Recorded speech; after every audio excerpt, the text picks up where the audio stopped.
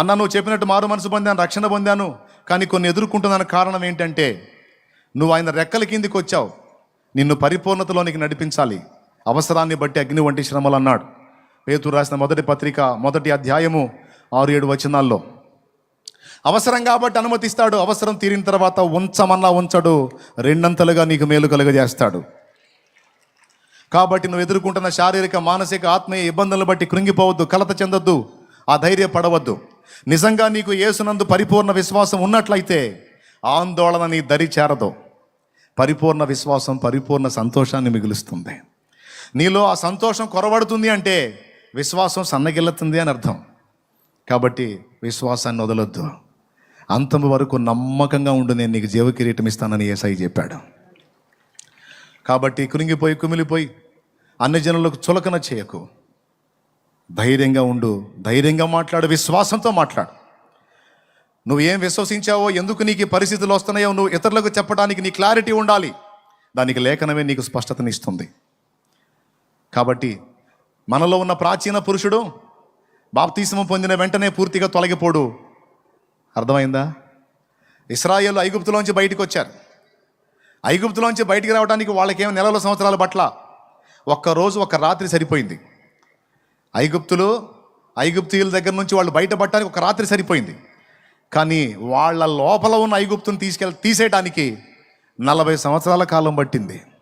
దేవునికి స్తోత్రం. ఎంతమందికి అర్థమవుతుందో ఏమో. మనం మారు మనసు పొంది బాప్తిస్మం పొందినప్పుడే పరిపూర్ణలం కాము. మనలో ప్రాచీన పురుషుడు ఉంటాడు, పాప పురుషుడు. వాణ్ణి మనలో నుండి నిర్మూలపరచడానికి, నవీన స్వభావము, దైవ స్వభావంతో మనల్ని నింపడానికి, మన వ్యక్తిత్వాన్ని పదును పెట్టడానికి, శుద్ధీకరించడానికి దేవుడే అవసరాన్ని బట్టి నీకు కొన్ని రకాల శ్రమలను అనుమతిస్తాడు. ఇవి మనకు అవసరమైనవి. స్పష్టత ఉందా మీకు? రైట్. చేతులు ఎత్తట్లేదు, ఉన్నారా? ఎటన్నా వెళ్ళారా?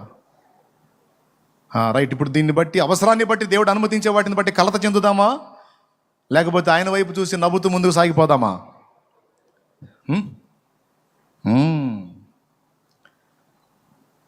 అనుభవాల పాఠం కోసమే తప్ప నీకు అనవసరంగా ఏది రాదు. కాబట్టి ఇది విశ్వాసమైన వారికి స్పష్టత. అగచాట్లకు కారణం ఏంటనే దానికి లేఖనం ఇస్తున్న సాక్ష్యం. మీ విశ్వాసంలో కలుగు పరీక్ష మీలో ఓర్పును పుట్టించునని ఎరిగి మీరు నానా విధములైన శోధనలో పడినప్పుడు అది మహానందమని ఎంచుకోండి అన్నాడు. ప్రియులారా, మీకు గాలి రాట్లా, నాకు కూడా గాలి రాట్లా. కాబట్టి మీరు ఇబ్బంది పడుతున్నట్టు ఫీలింగ్ ఇవ్వద్దు, జాగ్రత్తగా వినండి. యాకోబు రాసిన పత్రిక 1:2 ఈ మాట ఉంటుంది. అయిపోయింది. అది మీ విశ్వాసమునకు కలుగు పరీక్ష మీలో ఓర్పును పుట్టించునని ఎరిగి మీరు నానా విధములైన శోధనలో పడినప్పుడు అది మహానందమని, అంతేగాని కూర్చొని ఆడవండి అన్నాడా? నో, మహానందమని ఎంచుకోండి అన్నాడు.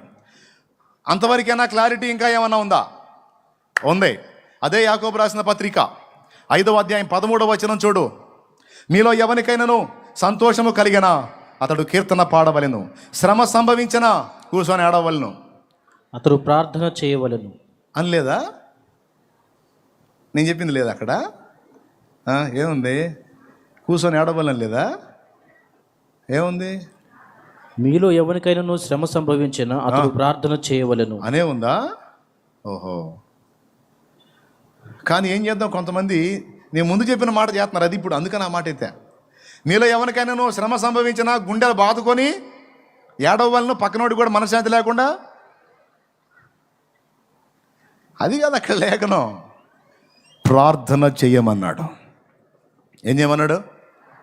ప్రార్థన. హైదరాబాద్లో కర్ఫ్యూ పెట్టారంట. మీ మధ్య ప్రత్యక్ష సాక్షి ఉన్నాడు. పోలీసు వాళ్ళు తిరుగుతున్నారు. హిందూ ముస్లిం గొడవలేనా?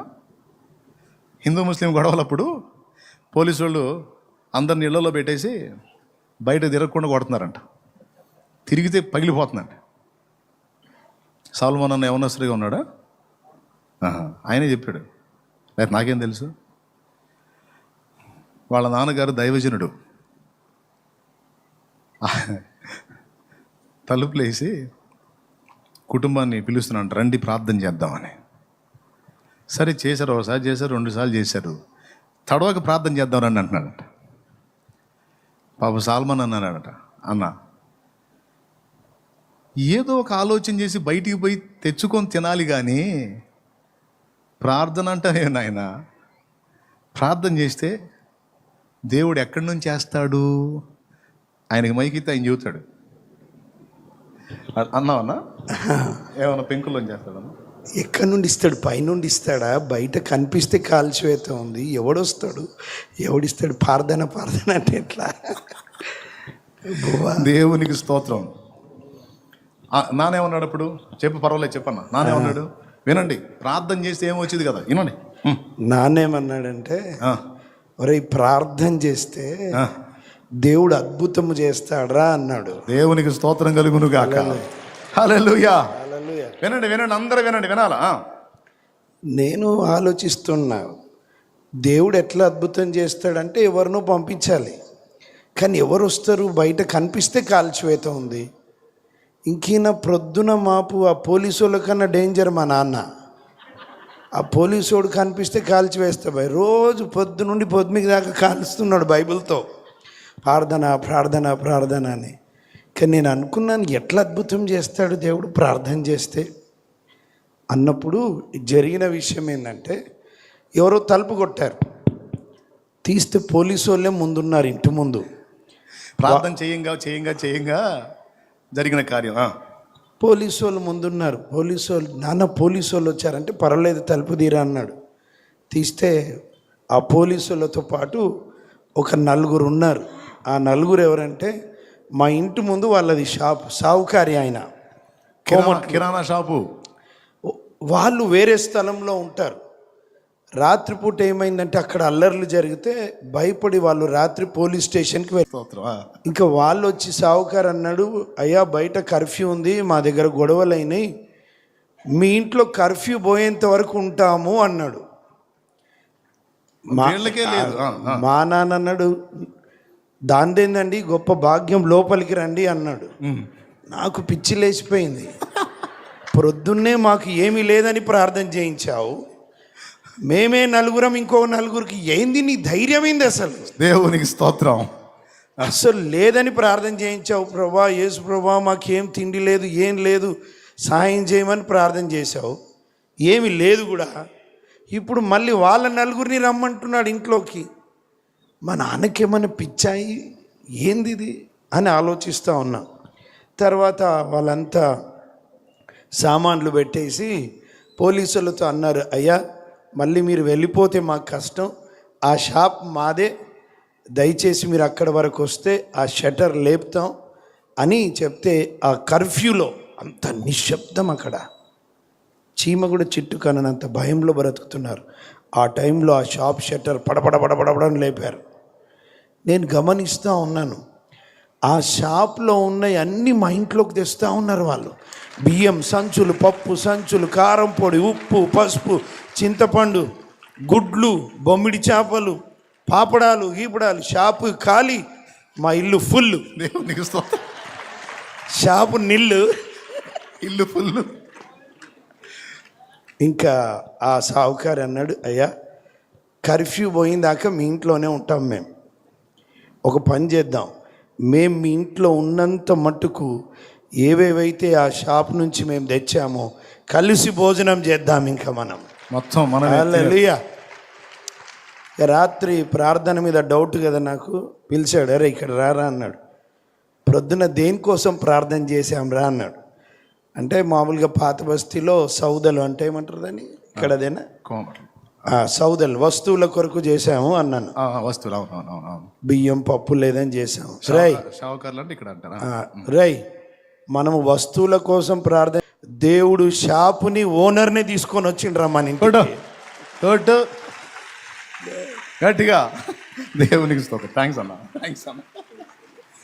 ప్రియులారా, ప్రతి దానికి లేఖనంలో స్పష్టమైన ఆన్సర్ ఉంది, కానీ రక్షకుడిని తెలుసుకునే విషయంలో మనకు స్పష్టత ఉంది, రక్షణ పొందే విషయంలో స్పష్టత ఉంది. కానీ దేవుడు పరీక్షల్లోనికి తీసుకెళ్ళినప్పుడు చెయ్యమన్న పని విషయంలో క్లారిటీ లేదు.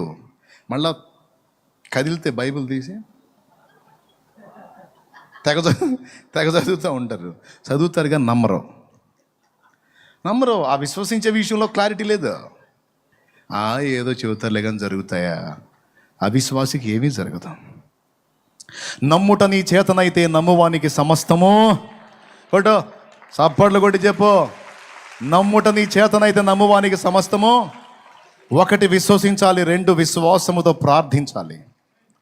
మీలో ఎవరికైనానో సంతోషం కలిగినా రోడ్ల మీద తిరగవలను, కీర్తన పాడవలేను.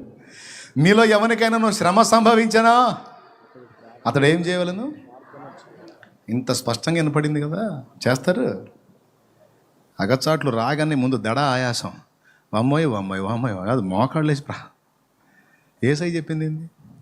హిజ్కియా చేసింది ఏంది? శారాన్ని ఫరో తీసుకొని పోతే అబ్రహాం చేసింది ఏంది?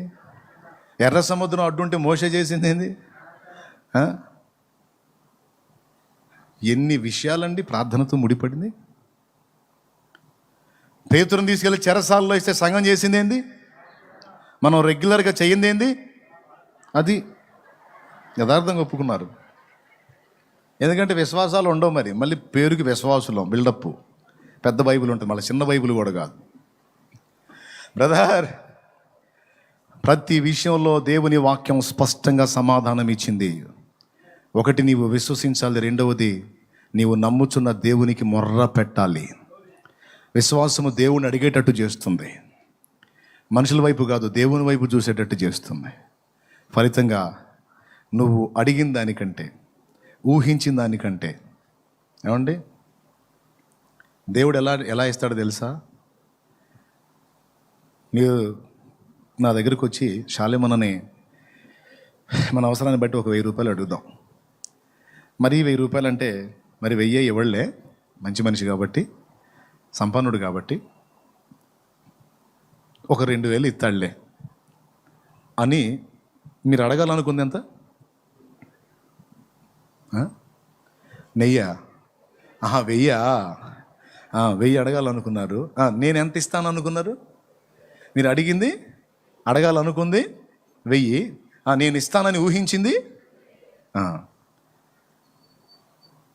నేను ఒకవేళ మీరు అడిగినంతో లేదా ఊహించినంతో ఇస్తానేమో కానీ దేవుడు అలా కాదు. ఒకవేళ మీరు 1000 అడుగుదామని 1000 అడిగి 2000 ఇస్తానని ఊహిస్తే ఒక 50,000 మీ చేతిలో పెట్టాను అనుకో, మీరు మొహం ఎట్ట పెడతారు? ఒకసారి ఆ షేప్ పెట్టండి ఫేసు. ఇప్పుడు అంటే అట్లా నువ్వు ఆ డబ్బులు ఇవ్వు, అప్పుడు పెడతాం. దేవునికి స్తోత్రం. కాబట్టి నేను ఇవ్వలేకపోవచ్చు, కానీ మనం సేవిస్తున్నవాడు శ్రీమంతుడు. మళ్ళీ పాటలు పాడతా ఎగిరెగిరి, కానీ ఆయన శ్రీమంతుడని నమ్మం. ముందే చెప్పాడు ఆయన. మోషేతో చెప్పాడు, నీ పేరేంటంటే ఉన్నవాడని చెప్పబోయా అన్నాడు. ఏమున్నవాడు? ఫుల్ సౌండ్ ఉన్నాడు. కానీ విశ్వాసం ఏది? తమ్ముడు, నీ సమస్యలుగా పరిష్కారమే కాదు, సేవకుడా, నీ సేవ విషయంలో కూడా సమాధానం దేవుని దగ్గరే ఉంది. నువ్వు ఎన్నన్నా తిప్పలబడు, నువ్వు ఎన్ని ఫీట్లు చేయి, ఎన్ని కుస్తీలు పట్టు, విరిగి నలిగిన మనస్సు కలిగి వెళ్ళి దేవునితో ఏకాంతంలో కూర్చొని మోకాళ్ళు నీ సాష్టాంగపడి సాగిలపడి, దేవా నీవు నన్ను నీ పరిచర్యకు పిలిచావు, ఏదో కొద్ది గొప్ప చేస్తున్నాను కానీ నాకు స్పష్టత లేదు, నాకు ఆత్మలను ఇమ్మో, నేను ఆత్మలను సాధించాలి, ఆత్మలను రక్షించాలి, ఆత్మలను గెలవాలి అని నువ్వు గోజాడితే, దేవునికి ప్రార్థన చేస్తే, దేవుడు కదిలిస్తే ఇక దాన్ని ఎవడు ఆపలేడు. లోకంలో ఉన్న శక్తులన్నీ ఏకమైనా సరే నీ పట్ల దేవుడు కదిలి కార్యం చేసేదాన్ని ఎవ్వడు ఏది ఆపలేదు. అది కూడా దేవుడు వాక్యంలో క్లారిటీగా ఇచ్చాడండి. కానీ దైవజనులు దాన్ని సీరియస్గా తీసుకోరు. చూడండి, కీర్తనల గ్రంథం 2 కీర్తన ఎంత స్పష్టంగా చెప్పిందో దైవజనులకి. యేసు ప్రభుని పోల్చి చెప్తున్నాడు అక్కడ. కీర్తనల గ్రంథం 2 కీర్తన 8వ వచనం, నన్ను అడుగుము, జనములను నీకు స్వాస్థ్యముగాను భూమిని దిగంతముల వరకు సొత్తుగాను ఇచ్చేదను. అది కదా చేయాల్సింది, అది కదా స్పష్టత, అది కదా నీకు ఉండాల్సిన క్లారిటీ. నువ్వు దేవునిని అడుగుట అనే దాన్ని పక్కన పెట్టి నువ్వు ఎన్ని కుస్తీలు పడితే పని అయిద్ది చెప్పు సోదరా. సచ్చినట్టు దేవుని పాదాల దగ్గరికి వెళ్ళాలి, దేవుని పాద సన్నిధిని గోజాడాలి, పొందాలి ఆత్మలను, అంతే. లేకపోతే కాదు. ఎక్కడ వేసిన గొంగడ అక్కడే. దేవుడు బలవంతుడు, ఇవ్వగలవాడు, ఆత్మలను కదిలించగలవాడు, హృదయాలతో మాట్లాడగలవాడు. ఆయనతో నువ్వు మాట్లాడాలి, అప్పుడు కార్యసిద్ధి కలిగిద్ది. ఇక్కడ ఉన్న వాళ్ళే కాదు, ఈ జనంలో దైవజనులు కూడా ఉన్నారు. అందుకే చెప్తున్నాను నేను, విశ్వాసులకి, అన్యజనులకి, దైవజనులకి మనం చేసే విషయాల్లో స్పష్టత ఉండాలి. పరిచర్యలో కూడా క్లారిటీ ఉండాలి. 50 మందిని 60 మందిని ఒక 100 మందిని సంఘాన్ని కట్టి అంతటితో ఆగిపోవటమా? తర్వాత ఏంటి? ఆత్మలను దేవుడు నాకు ఇచ్చాడు, ఇప్పుడు నేను వీళ్ళని ఏం చేయాలి? ఇంకా లోకంలో చాలామంది నశించిపోతున్న ఆత్మలు ఉన్నారు. మరి వాళ్ళ విషయంలో వీళ్ళని ఎలాగ నేను సిద్ధపరచాలి? What next? ప్రతి అడుగులో స్పష్టత వెతుక్కోవాలి.